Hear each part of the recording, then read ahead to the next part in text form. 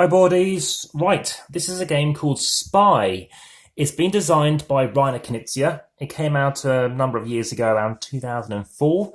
And ultimately, you have a set of spies. Your opponents, for example, are set up as a two-player game, are looking to basically deploy all of your spies and get them out of the game.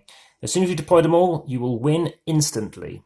Okay, so I've set up the game already, and if you want to see the weighing and obviously me how to pack it away, that goes at the end. But you can have these 12 cards initially. These look slightly different to these cards, as you'll see on the back of the cards, as they're a bit darker. So what I've tended to do is set them up so you've got these 6 kind of items that you're going to be carrying around, and then 6 locations. Now I happened to randomly pick up these 2, which are a bit ominous considering early parts of this year. But if you're watching on Instagram or Facebook, head over to YouTube, as this is the first minute. So what do? You can have 3 cards. Everyone gets 3 cards, so you can play with more players. It's a 2 to 4 player game, takes half an hour, and it's ages 10 plus. And what you're only doing is, in this instance, look at what you have. It's a bit of a set collection game or set playing game. And they're trying to play out things, so all these locations already have a spy. To go there, you basically need more than what's there. You're trying to say, like, I've got more influence.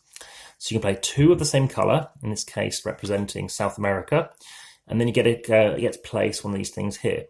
So because it's greater, so 2 against 1, you can discard it. But let me go through all the steps. So everybody, again, starts off with 3 cards. Depending on the number of players, you can get 3, 3, 3, 3.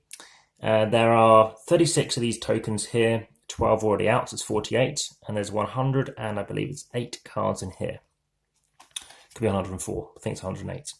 So if there are 4 players, you're not going to have 18 each, you can have 9. If there are obviously fewer or 3 players, it's a different count again. So in this case, you've firstly done this. So once you had a total of 3 cards, so if at the very first stage, if you already have 3, you must play out a card. So I'm going to place it out here. Now what you do is you place it into the center, into your zone. So that goes there. And then what happens is you then can do the next step. So firstly, I've got fewer than 2 cards.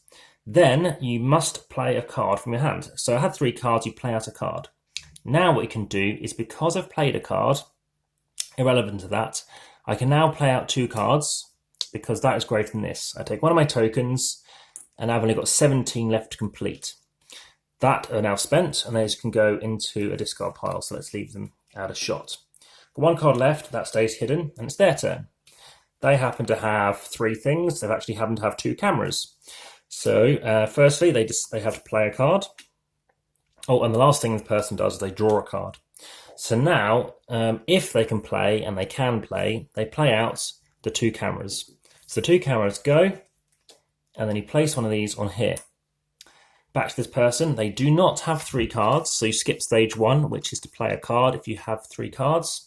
Second stage is to try and complete something. Well, we haven't got 2 of the same colour at these relevant places, or 3 in this case, which we'll come back to. And we don't have 2 sets of glasses, we don't have 2 of these, you draw a card. Doesn't help us. You don't know what they have. They are obviously going to draw a card. Well, they won't draw a card. Well, at the end of the turn they would have. Doesn't match. They can't do anything. They draw a card. So you have turns whereby you're going to play stuff out, turns where you can't. You're back up to 3 cards, so you must play out a card. This is where it gets interesting, because suddenly, where are you going to go? Well, you don't really want to play a card which kind of shows where you could be going. Like here, you probably don't really want to be playing to go here, because suddenly, you're going to need 3 things. You always need more than what's already there.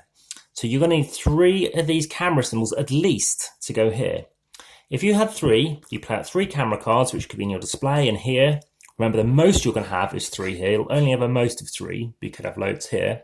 And then whoomp, and you chuck down, say, 3, and place one of your tokens, because 3 minus 2 is 1. If you have 5 camera cards, and there's 2 there, you're going to put 3 away.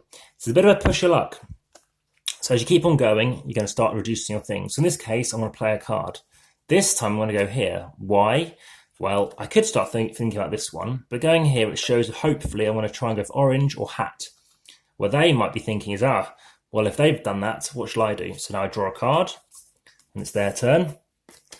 And suddenly they have 2 hats. So irrelevant to this, they're going to definitely do it. 2 hats and chuck it on here. Then they draw up. That's our turn. We have 2 hats, but it's too late because they've been there. We now need 3 hats.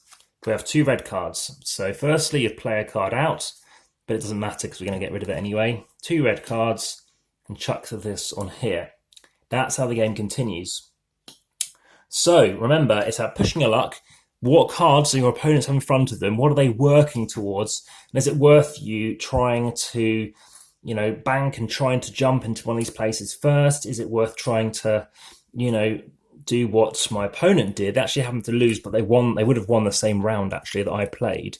So it did work out the same. And that is to basically, they could have gone here when they had 2 here. So they had 3 cards, 3 hats. They chose to actually stockpile 4. You run the risk of somebody else jumping in there. If you play 4, remember that's an extra token. And a token for a card, I mean, that's a very efficient way of playing. In terms of this box, you can chuck these little tokens in here. It's a little strange box. It's quite a wide thing. I think a bag would be better because these do kind of fall out a bit and they can land underneath the box. The rules, by the way, I leave underneath the box lid. I actually have a spare copy of this game, so message me if you're interested. And this edition is by 999 Games, a Dutch company. It's a Dutch box, so it's got Dutch text on the box, but obviously nothing on the cards. And the reason I picked this up is I picked it up alongside Spy, as just another game to play, especially as it's Reiner Knezia.